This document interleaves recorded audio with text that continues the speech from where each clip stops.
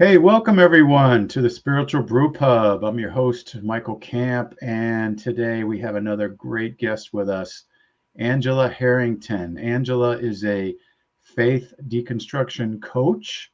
She's got a lot of great material out there on her website, angelajharrington.com. And she's also a forthcoming author, and we're going to talk a little bit about the book that she's written, and that's going to be published soon. And then also, she's a private spiritual coach as well, and she's got some great content to share with folks. Angela, welcome to the podcast. Thanks. Thanks so much for having me. It's so great to have you with us. And one of the reasons why I invited you to come on the podcast is because I really love your content. Just a lot of varieties of workshops, private spiritual coaching options, just helping people get over religious trauma and helping people to come to terms with their experience in conservative Christianity, which, as we know, can be very toxic. Yeah. So anyways, I thought we'd start off with just getting a feel for your background. What's your experience in conservative Christianity and then deconstructing it? Yeah. So I didn't grow up in the church. I grew up around the church. My grandmother's regularly attended church, but I didn't. So we have kind of a family background of being in the Nazarene and the Baptist church. Okay. When I grew up, I had young kids and decided that it was time. And so started attending a Methodist church, kind of a rural Methodist church here in Indiana. That's pretty traditional. Very, Oh, very so traditional. so it Yeah. was conservative as well, like evangelicalism? It still is. It's very Okay. conservative. Right. Okay. It's definitely on the conservative side of the schism that we're seeing right now. Right. And we were there for several years. It was a great community, and just got the nudge that it was time to go somewhere else.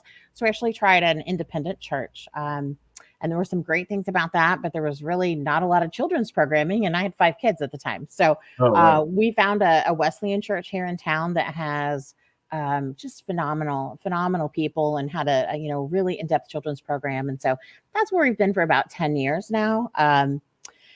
Sometimes one foot in, one foot out, but it is where we definitely consider ourselves at It home. doesn't sound like it's on the conservative end, though. It's not quite as I wouldn't say it's on the fundamentalist end. All There right. are, just like any denomination, there are things I agree with, and there are things I Yes, don't. It breaks my heart that absolutely. it's not an affirming space. Right. And so that's Yeah. one of the things that we Well, struggle with a little bit.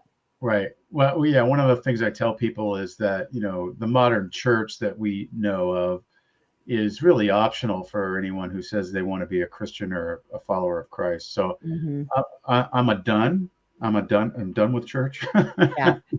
And I find um, my let's say my community and just meeting people, talking theology, drinking beer, or going to the local Rotary Club, and which is a service oriented Hmm. organization. So, but I understand exactly where you're at. Um, so you are a faith deconstruction coach, and it's you've got some great content out there. What describe what that is, and what are you trying to accomplish there? Yeah. So faith deconstruction coaching is one of those things that's kind of hard to explain until you get into it. A lot of people think it's therapy. A lot of people think it's mentoring, but it's actually a completely unique brand of support that's really designed to partner. So I partner with clients.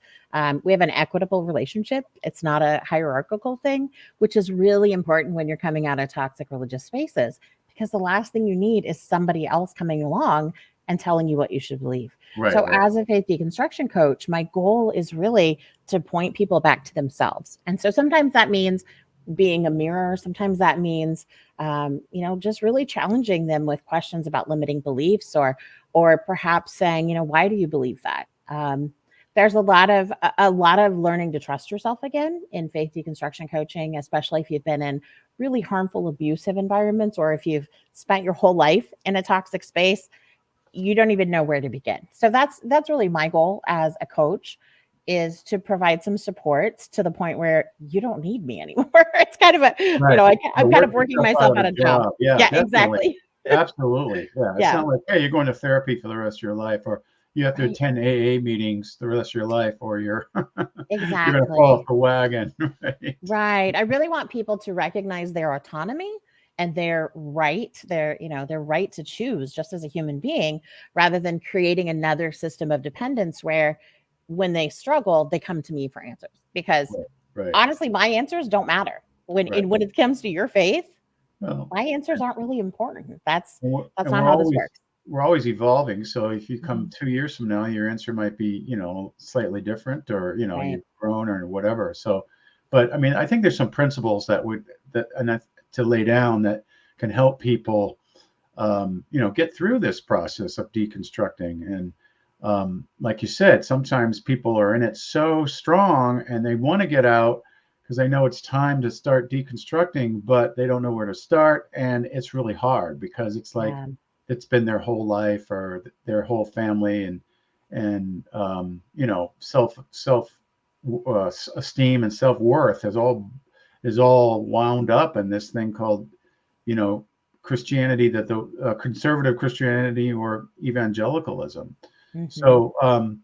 So I'm curious, what are some of the most common issues that people struggle with when they recognize, hey, my community, my church, it's toxic now. I see it now, or they just see these. Maybe they see contradictions, and they go, I'm tired of. I want to ask more questions, and they won't let me ask questions. So Yeah. what are some of the common issues that you see? Well, I think you just mentioned one. This idea of growing up in a religious community where our value as a human being was based on whether or not we had the right answers about God, Right. Yeah. whether Right. we did the right things, whether we served to exhaustion. That's another thing, right? There's a lot of unhealthy systems that exploit people, and so boundaries are pretty much non-existent, especially for women, especially for people of color, especially for people who are typically marginalized by religious communities. And what we see is there's this entire lack of knowing what I deserve and what rights I have, and even how to explore those without feeling like the lightning and thunder is going to happen and God's going to wipe me out. Um, and we lose community because of that. That's something that's pretty consistent across the board. Especially, I'm in the Midwest. Yeah. It's a pretty conservative region, and if you didn't grow up in church, you probably got exposed to these beliefs anyway, because that's just the culture here.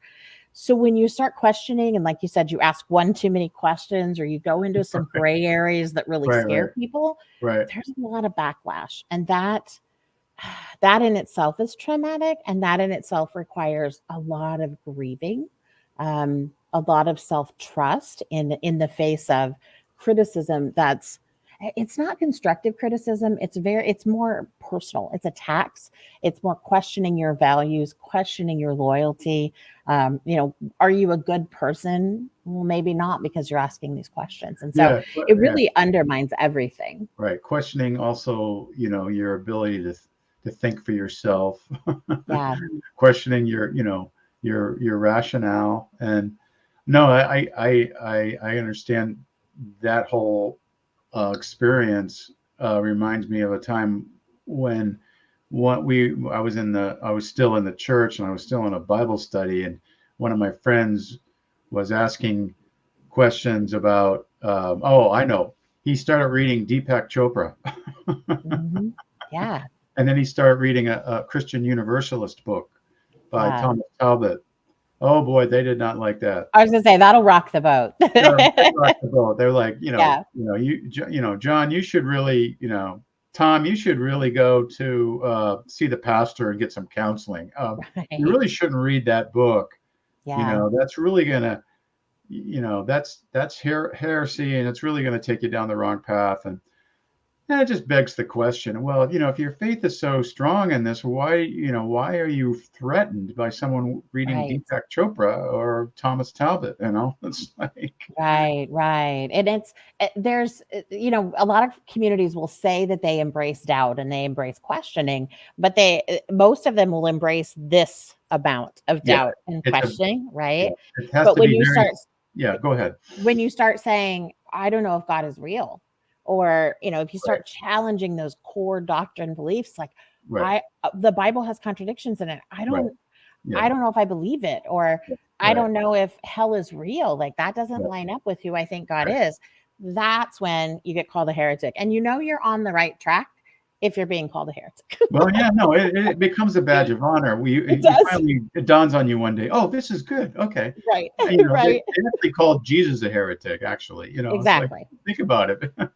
Yeah. And so, yeah, I mean, the questions have to be very safe questions. Exactly. And if you don't like their first answer, then you're just being rebellious. I mean, come on, I Right. already answered your question. Move on. Exactly. So Exactly. it just goes to show that they really don't want people are really programmed to think a certain way, and they just can't bring themselves to go outside these lines. Yeah. It's very what's the word? It's just like makes them very insecure to have. Oh, Yeah. I've got people in my group that don't believe. I don't know, the Bible's inerrant or whatever it is, Mm-hmm. Mm-hmm. and which really is not the way faith should be in my mind. And I think you would agree. Um, Absolutely. so you've got a book coming out. I do. Is this still the working title? Do I have it right? Kicking Toxic Religion to the Curb?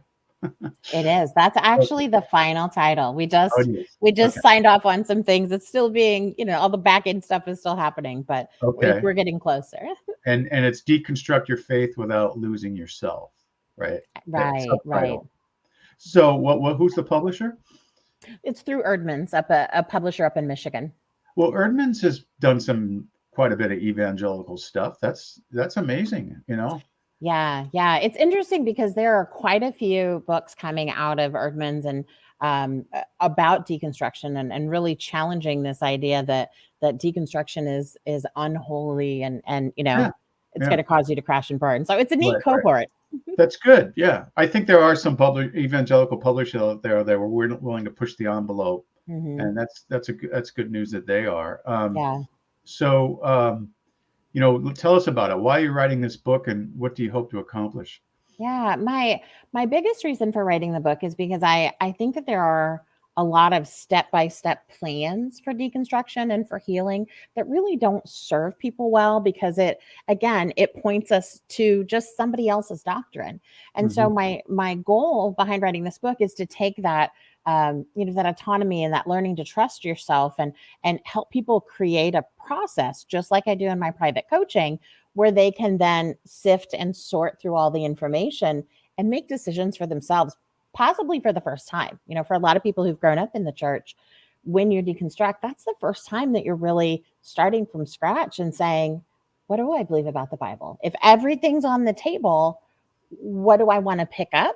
And consider holy and true. So that's my biggest hope is that people will walk away feeling really solid in their ability to trust themselves, really connected to their body, learning how to listen to their intuition, and just trust that whatever information is out there, they're fully capable of deciding whether it's worth putting in their back pocket or if it needs to go in a maybe bucket or if it's just trash, Right. if it's just harmful and Right. it doesn't need to be part of their daily life.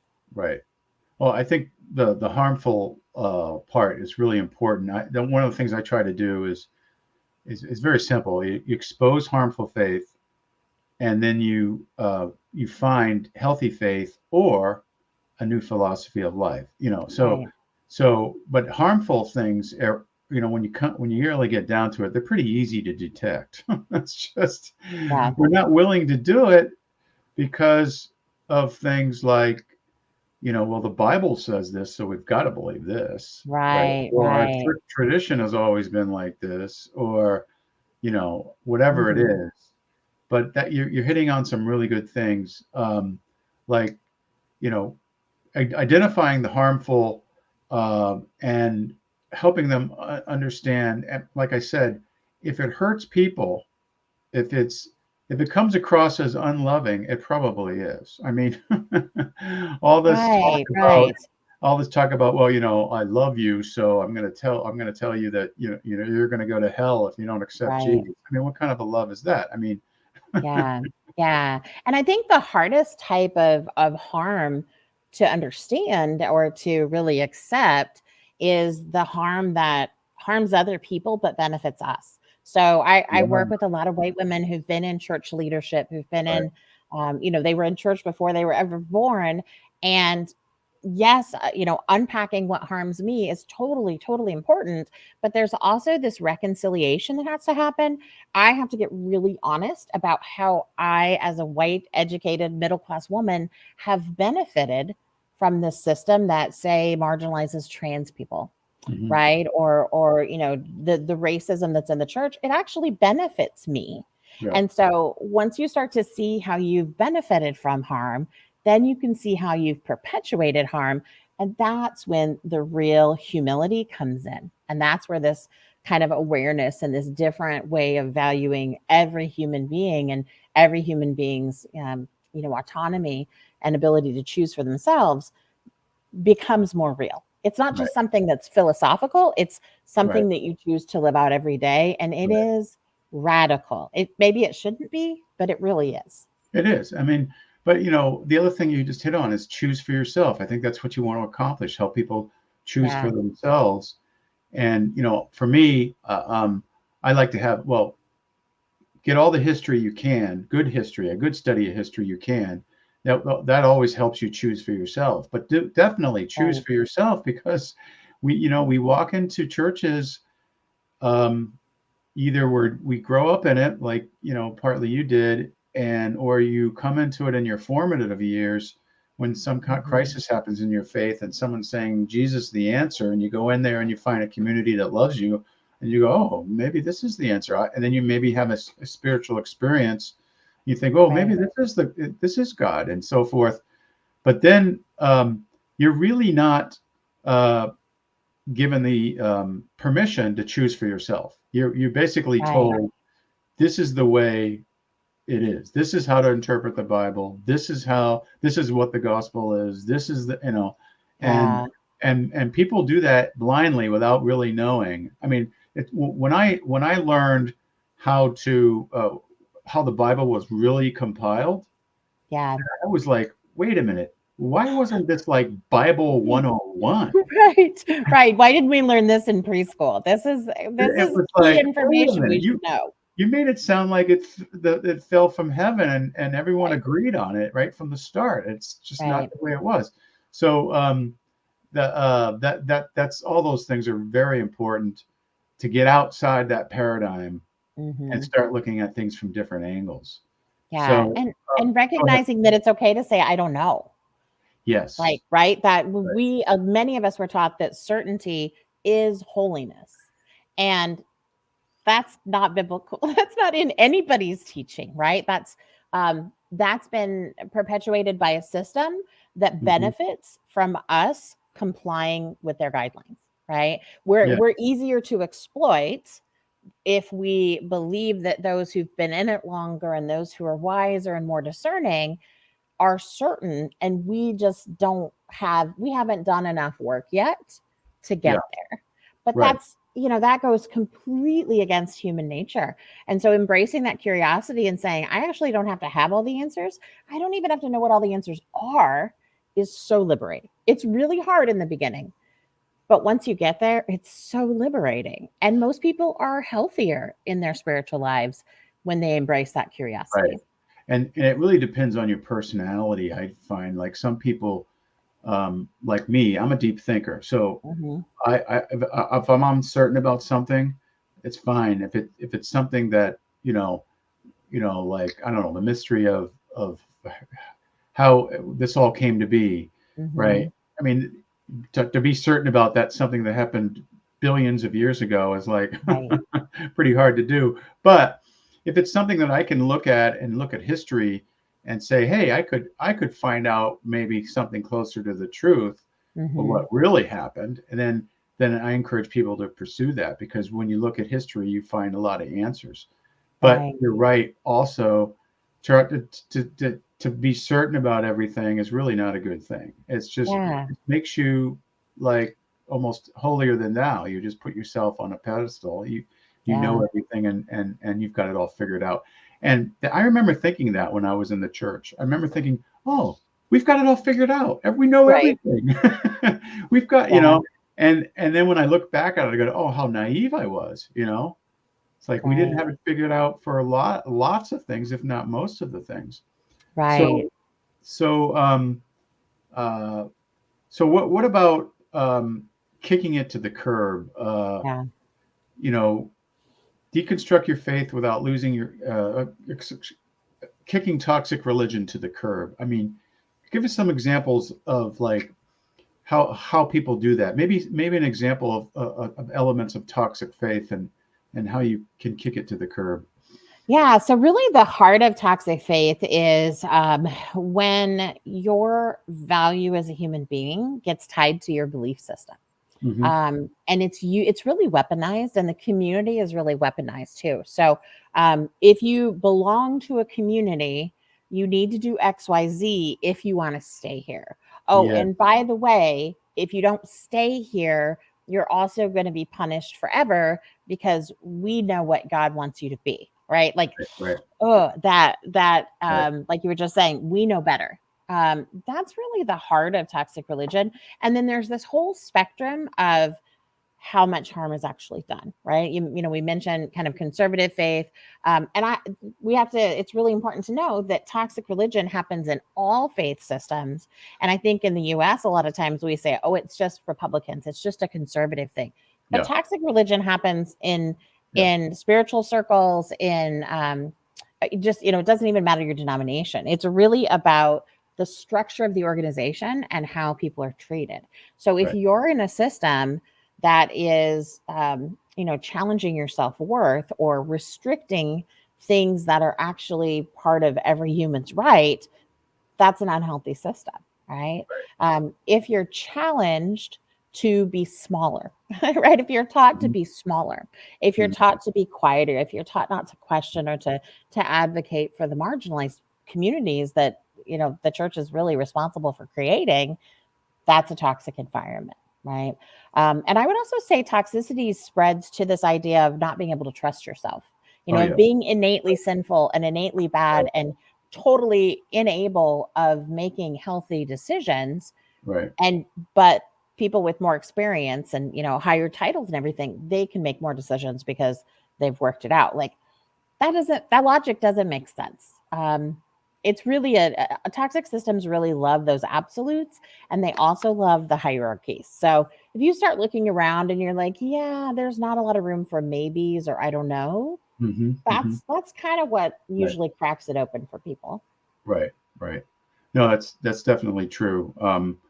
Thinking for yourself is so key, and um, having to get outside of that is so Mhm. liberating, like you said. Um, um, these environments that you get into, um, they're not really built to like for an environment of inquiry. Right. They're really built for having all the answers. And if you can't accept that we have all the answers, then there's something wrong with you. Right. Right. Right. And you don't see it. I mean, like I've talked to people who said, my church is fine, blah blah blah, and I like to tell them, are you a questioning type? I ask them, are you a questioning person? Not Mhm. really. I go along with things, yeah, because who am I to question things? Right. Well, then you're not going to see this toxic environment, right?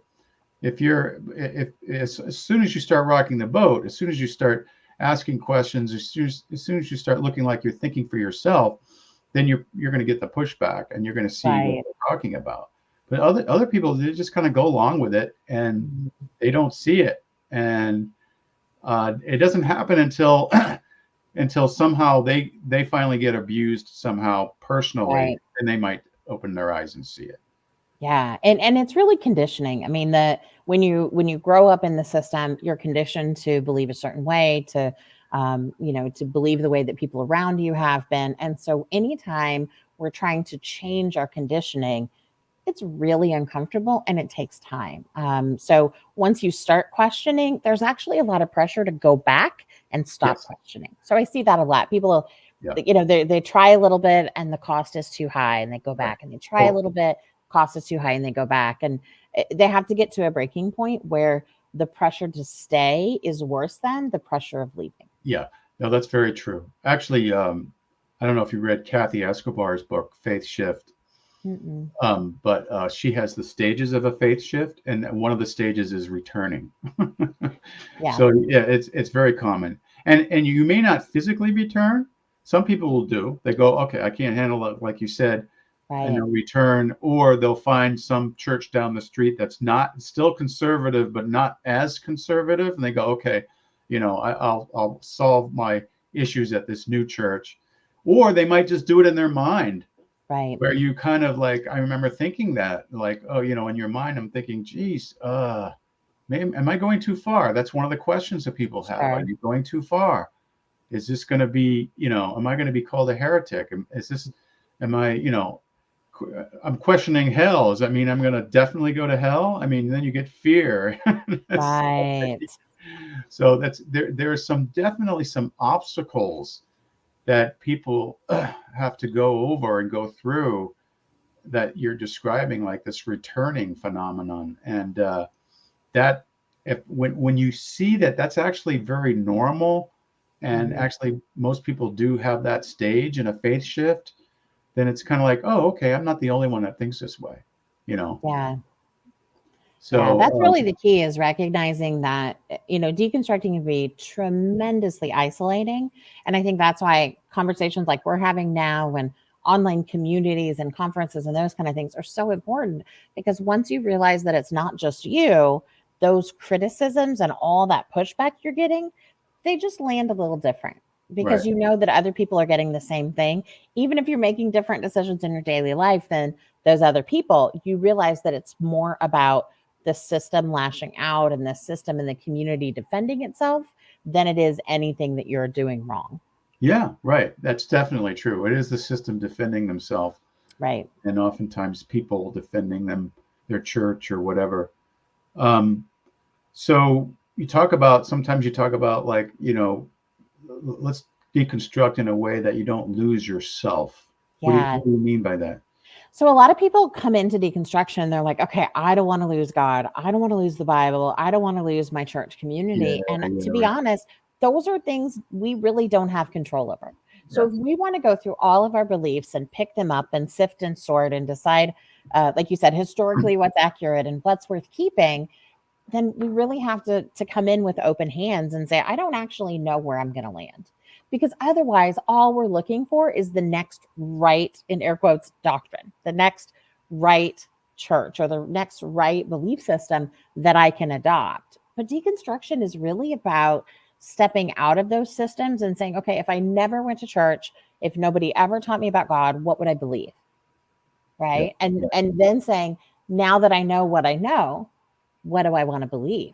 Right. And that really requires us to kind of fold into ourselves intellectually and spiritually and energetically and all those things, and say, what do I know to be true in my heart?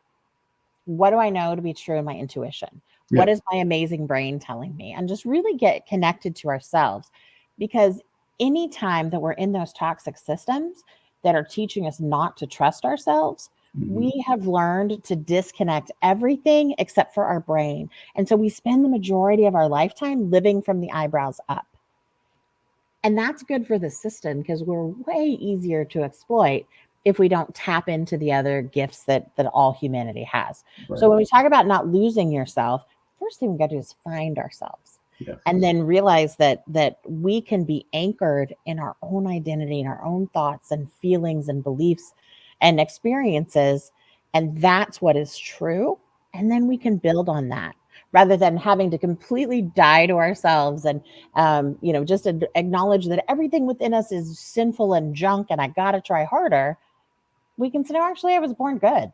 Like, there's goodness in all of us, right. And that's trustworthy. So, this is a great example, because in order for people to get free from that, like, total depravity doctrine, like you're totally depraved Calvinism, which is actually, I found almost every evangelical church, even if they're not Calvinists, they still believe that. Oh, absolutely. Yeah. So even if they criticize Calvinism, they've grabbed that piece. Because they know that's a great way of manipulating people. They may not think the word manipulate, but hey, if you can convince people that they are terrible, depraved people without Jesus and the church, then you can get, oh, I've got the solution, and I'm going to make sure, and then won't be depraved. You'll be filled with the Spirit or whatever, but you got to watch out, because if you lose that, you go back to the depraved state. Right. But in order for people to get to that point where they can feel like they can trust themselves and that they are good people, one of the really helpful things that I found is go back and find out historically, how did this doctrine of total depravity, where did it come from? Right. And then you find out it actually came from Calvin, and it didn't come from the earliest gatherings of followers. It came from someone in the Middle Ages who came up with this way of looking and looking at the world.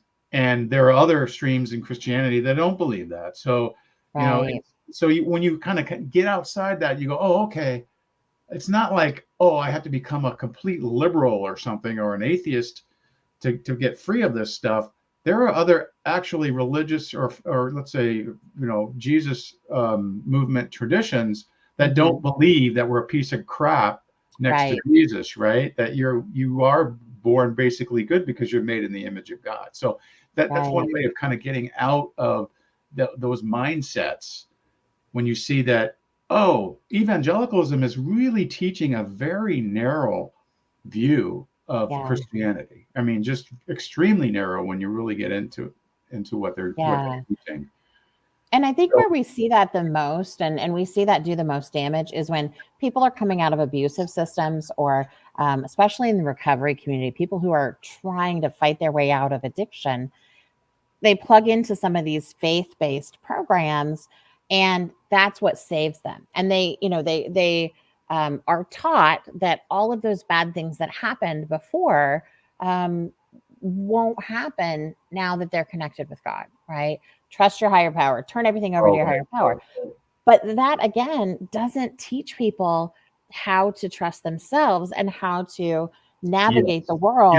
And so you end up shifting from one abusive relationship to another, where God is your abuser, or one type of addiction to another, where you have to be 110% in, because that's what's going to save your life. And that doesn't mean that there aren't healthy components to the recovery community inside of the church, or that people who are being abused won't find any good things in the church. It's just saying, anytime we go from one fear-based system, one system that says you're junk, to another, it's just a lateral move. We're not actually healing. We're not actually growing. Right. No, that's definitely true. Yeah. Well, I like to say, fundamentalism can rear its ugly head anywhere. And we have to watch out for it. It can be in liberal groups. It can be in, progressive Christian or progressive spiritual groups. And of course, we find it heavily entrenched in fundamentalism and evangelicalism. But it's the principles that you're saying that you need to learn, so that when you go forward, you're aware of these things, and you're not like just naive about all this. Right.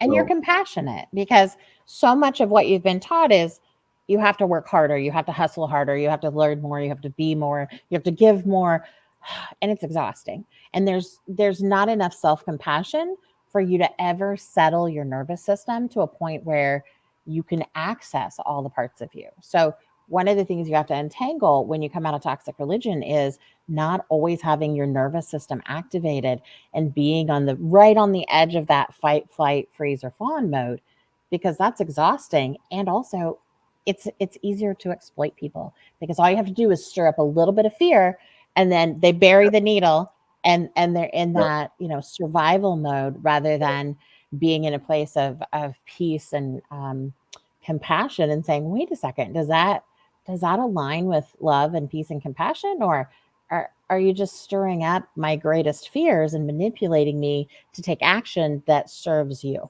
Exactly.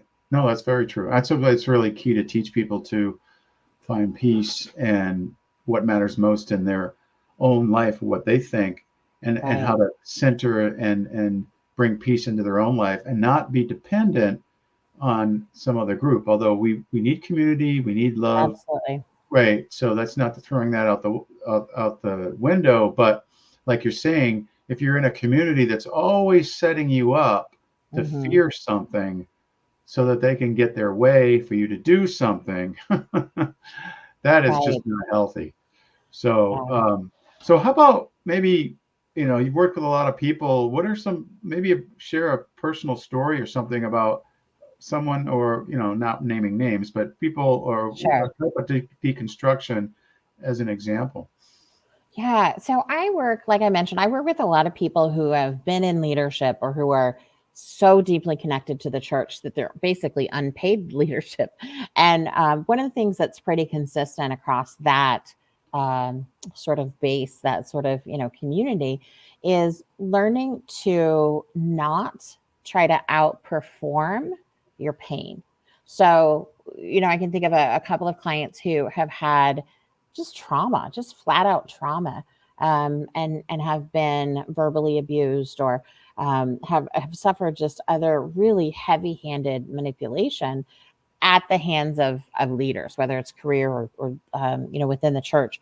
There's typically a religious connection to it, and learning to step back from that and say, hang on, I didn't actually deserve that, Yeah. is really challenging. Because again, if we go back to that doctrine of we're all broken and sinful, and anybody Yeah. who's criticizing us, Right. they're molding and shaping us, and it's for our best, right? We're being refined by the fire. You hear a lot. Hmm. Um, and it's really, you really have to take a step back and do a lot of work to calm your nervous system to be able to say, oh, that was abuse, and that didn't have anything to do with me.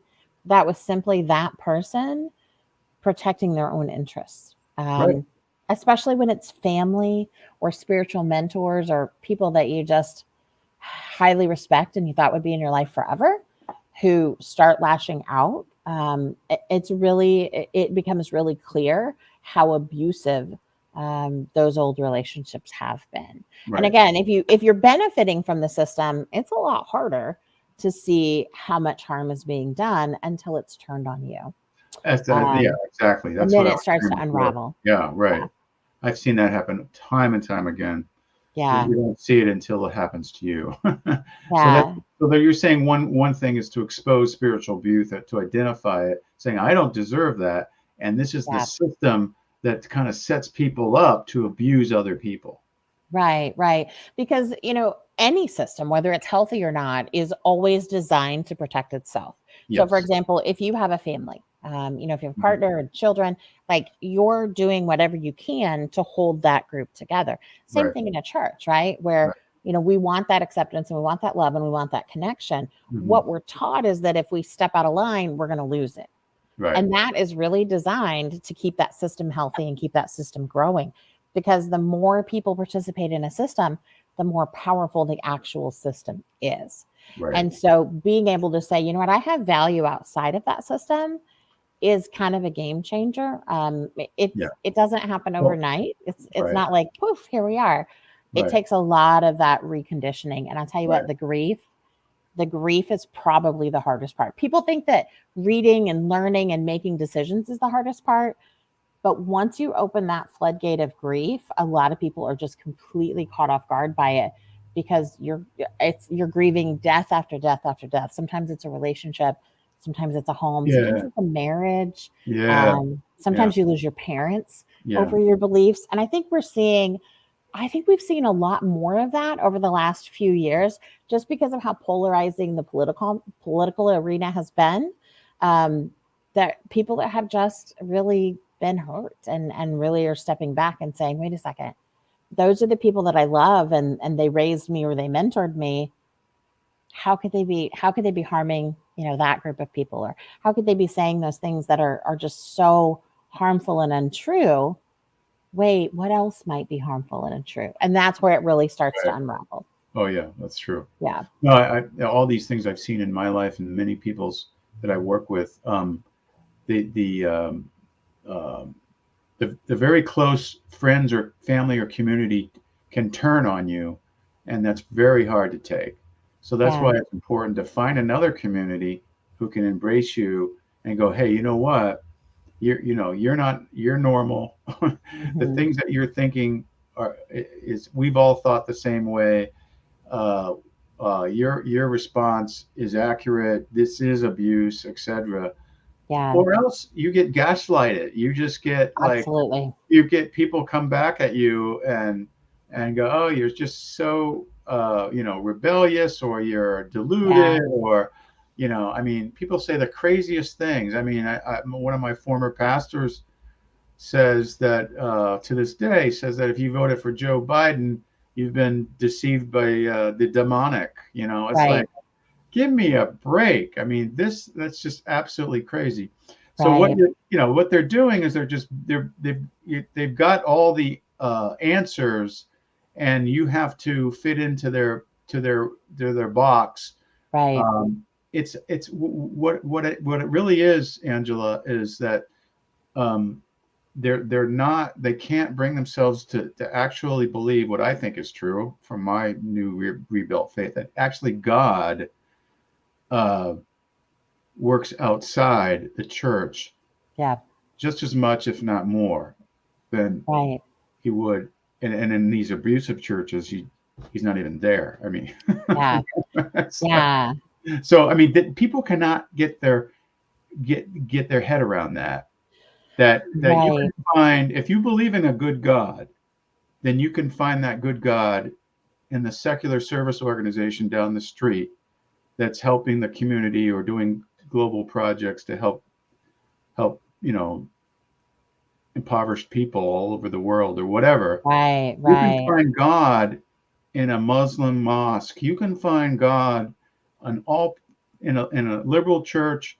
You could yeah, still find God in a conservative church, but if it's in a system hmm, that is, well, I like to tell people I experienced God, but it wasn't because of the things that was happening they were teaching in the church. It was on the fringes right, of the church. You know what I mean? right, yeah, exactly, yeah, So if you can get at your head around that, like, oh, God actually doesn't work that way. That's not the way it right, works. At least that's my opinion as someone who still believes. So yeah. um, let's see. Let's say about let's talk about your workshops. I mean, you have a lot of these workshops and resources. What's in the content there, and what Yeah. people expect? So I love to do a variety of different workshops, and we always record them and put them on the website on demand, because when you need to have a question answered, you need to have it answered, right? And I noticed when I was kind of looking around the different deconstruction spaces that, again, there was a lot of people talking about facts and talking about, here's what the Bible actually says about hell, or here's how the first century church is really different than what we consider church today, and here's how different things have changed theologically. There's a lot about that, but what I noticed is people were getting very, very overwhelmed by the different ideas. And again, it goes back to that conditioning, Mhm, where I'm conditioned to believe a certain way, and the cost of getting out of that line is so hard that mhm. even when I'm faced with solid factual data, it's hard to trust it. It's hard to grab a hold of it. So a Right. lot of my workshops will focus on learning how to trust yourself again, learning how to find what's resonant with your soul rather than telling you what should be resonant with your soul. Mhm, Again, teaching you how to kind of mhm. fold into yourself and really connect with yourself. We do a lot that have meditation. I love making playlists and working those into the workshops, because then afterwards you have these how you have these playlists on your phone that will kind of help you reconnect to those memories, and they're very centering, and just really help you anchor in yourself and your own experience in a way that most religious spaces don't teach us how to do. Yeah, so more like teaching people to have like a more of a personal spirituality, like to get their own, find their own way and their own peace Yeah. themselves. Yeah, and even if you go into a different space, or you go Mhm. back into the religious community that you're in before, the key is that you trust yourself enough to Yeah, be able to navigate that in a healthy way. Because right. I do work with clients who go back into those unhealthy spaces, and I believe it's a calling, and it's their purpose to get in there and, rock the boat a little bit, Oh, and they're trying to reform from within or something. right there, and Yeah. not everybody's called to that, right? Like, No, I right, really think it comes down to privilege. The more right. privilege you have in a system, I think the more likely you are to come back into that system and try to save it. The more marginalized you are, probably the more you need to get away from the spaces and find Well, one that does value as a human yeah, being, so that that makes sense. you can be safe, Right, and then decide what level of advocacy is appropriate for you. right. Yeah, It's not whether you can do it or you should do it. It's what's healthy for you. And sometimes it is going into unhealthy spaces and, taking some of that hit, but it's not based on your value as a human being. And I think right. that's what I hope that anybody who is in any of my communities or takes any of my workshops recognizes, is that There, having the right answer, doing the right thing is not what determines your value as a human being. right. And I think That's very important. that's too far for a lot of people. Yeah, that's very That's too important. far for a lot of unhealthy church Right. spaces. I think you're touching on what matters most, love. I mean, Mhm. and Yeah, what gives you value as a human being is that there's a sense that we really should have universal love for everyone, and when right, it's outside any religious system, not make it conditional. And right, when you kind of right. get that, then you can survive anywhere. And like you said, uh, for me and many others, we don't really care where people land. They could land as an atheist, but if they have what I would call what matters most, respect and love for humanity, then I'm okay. I mean, they haven't signed up to be an axe Yeah, murderer or something. It's like, right, parents, right. people who become atheists, they don't usually sign up to become, like mobsters, sex traffickers, and all this Yeah, stuff. They're actually right. love that. Atheism isn't the bogeyman like everybody Right. says. Yeah. Like, Right. Right. Right. I So, think in the church we're like, but oh, that's the devil right, incarnate. No, it's exactly. not. It's just a Right. different belief system. Right. It's just a belief That's all it system. is. But like you're touching on is like giving that people that ability to love themselves, and Yeah, then have know that their value comes from just being who they are, not yeah. having to tap into some religious system or non-religious system for that matter. Exactly, exactly. That idea of, dying to myself, that idea of, being exploited, having no boundaries, and just working myself to exhaustion, being the way that I get to holiness. That's how I get sanctified. That's not even theologically accurate. Well, yeah, Like it doesn't make it, sense. Dying to it, self. it I mean, doesn't make sense. yeah, because you're supposed to love your neighbor as yourself. So how can you die to Right. yourself? There must, Yeah. Yeah. there's You have, something else if you're going on there. right, if you're supposed to love your neighbor as yourself, Right. and self-loathing is what your religion is based on, But then you're you're going to not loathe other following that people. commandment, Right. Yeah. You're going to because loathe other people. you can Right. only put out into the world Right. what you have within you. And if Exactly. it's self-loathing, if it's negative talk, if it's Right. horrible boundaries and constant willingness to be exploited, Right. that's all you have to give to the world. You can't give them something you don't have. Right. Right. So it seems to me that one of the things that you want to teach is for people to get out wherever they land, wherever they go, um, that they get out of this black and white thinking mentality. Oh, 100%. Yep, Right. yep. That everything, Yeah. there's always an answer. This is always the way, and you can't question it. And because that can help, that can drive people right back into some toxic system if you're always thinking black and white. I mean, on the other side of Yeah. the coin, I know I've heard and seen atheists who are almost like fundamentalists. They're trying to convert people to be atheists, and it's just so obvious. And it's like they're Yeah. always putting you down completely if you have any inkling of faith, and they Right. want you to convert you. And I think that's kind of the same thing, isn't it? That's not what we want. So we want to kind of get out of this black and white way of thinking, and get them to help people to be free from that. So, Yeah. so what other workshops topics do you have besides the, personal spirituality? Yeah, one of the ones I've got is that's really popular is Seeking Soul Resonance, and it's really about again, learning how to listen and learning how to connect with yourself in a way that you can say, "Oh, okay, being barefoot in the woods, that makes me feel connected to something greater than me." Mm-hmm. Or, particular songs or particular scents. Those are things that just make me come alive in a way that being boxed in by old doctrines just didn't do. And again, those types of workshops have a lot of learning how to connect with yourself. I just did one a couple weeks ago. It's not up on the website, but it will be very soon, about learning how to trust yourself more. And the hardest thing about that is people are always like, how do I trust myself more? And the answer is you start trusting yourself more.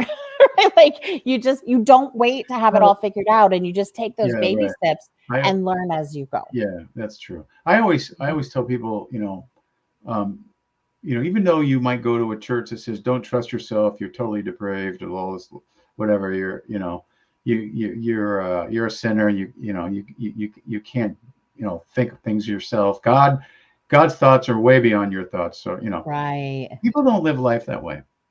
You go out of the market, you go to your business, you go to your job, and people think for themselves, All the right? time. All the All the time. time. So Yep. just do that. Just take that into your faith. Just start thinking for yourself, Say, does that sound reasonable Right. to me? If it doesn't, ask some questions. Maybe it doesn't make sense.